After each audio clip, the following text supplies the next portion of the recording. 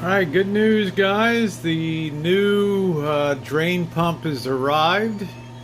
This will be the second replacement I've put in. Don't ask me. I don't know, but we've got to get down below and get the old pump taken out. So let's get her done. Changing out an LG washer drain pump. Most of the water's been drained. There's a little bit, but this is what we have to remove. You can still see a little bit of water in there. So next thing I got to do is I got to get this hose clamp off in the back here. I don't know how well you can see that with the light, but that's the next thing that I need to do. And then I should be able to remove the electrical connections and take the pump out.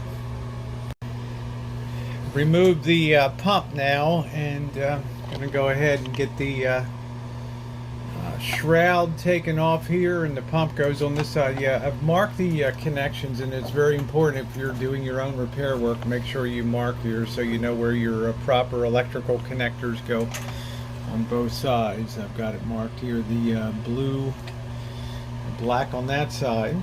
So the next thing I'm going to do is remove this shroud, which will allow us to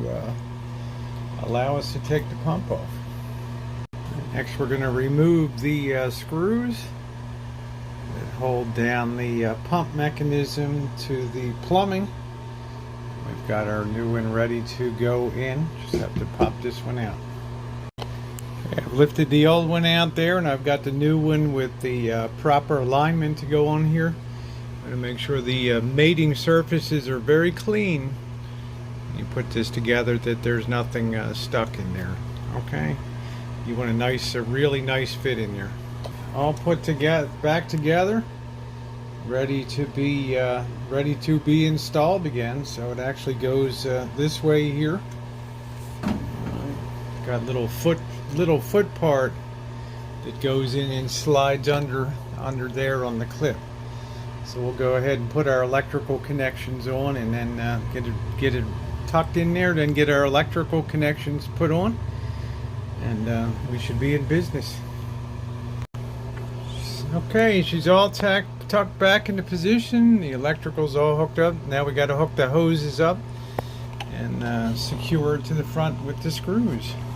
Have to make sure that you get 3 hoses connected. One big one in the back and a third one there, and make sure your little drain hose is out the front so that you can drain when you have to replace and clean out filters and things like that. So okay, I think we're to the point. We're ready to start to put it back together with the got to put the ring of doom on.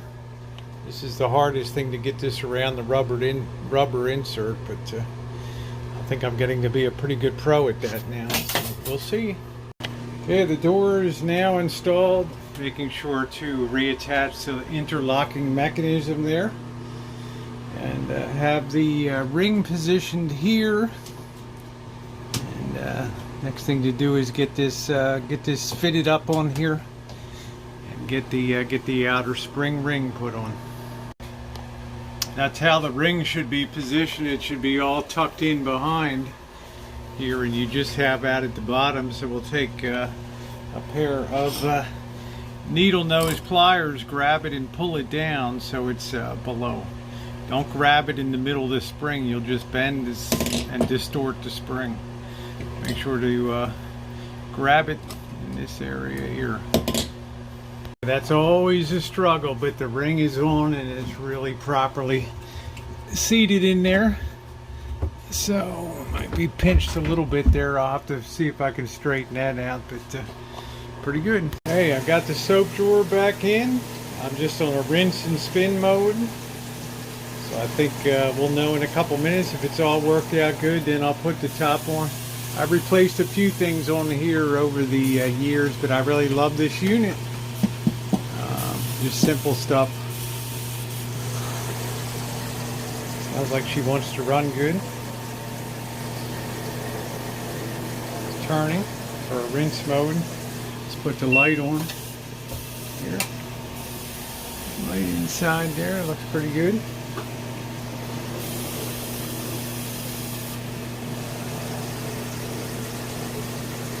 We'll know what happens when it goes into the drain mode. See you in a couple minutes.